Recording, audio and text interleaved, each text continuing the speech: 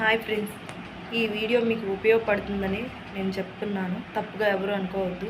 ఎందుకు అంటే ఒక 4 డేస్ నుంచి నేను మా బాబు ఫీవర్తో సఫర్ అవుతున్నాము.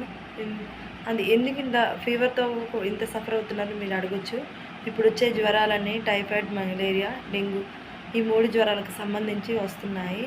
ప్లీజ్ ఎవరు నిర్లక్ష్యం చేయొద్దు. మెయిన్ పిల్లల విషయంలో అస్సలు నిర్లక్ష్యం చేయొద్దు. వెంటనే మీకు ఏదైనా చిన్న జ్వరం 2 డేస్ అలా వచ్చిందంటే వెంటనే బ్లడ్ టెస్ట్ చేయించుకోండి.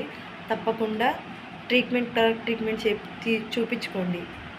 ఎందుకు అంటే ఇప్పుడు మన అలాంటి మిడిల్ క్లాస్ వాళ్ళు ఏదైనా చిన్నగా ఉన్నప్పుడే మనం దాన్ని పోగొట్టుకుంటే మనకి పెద్దగా భారం అనిపించదు.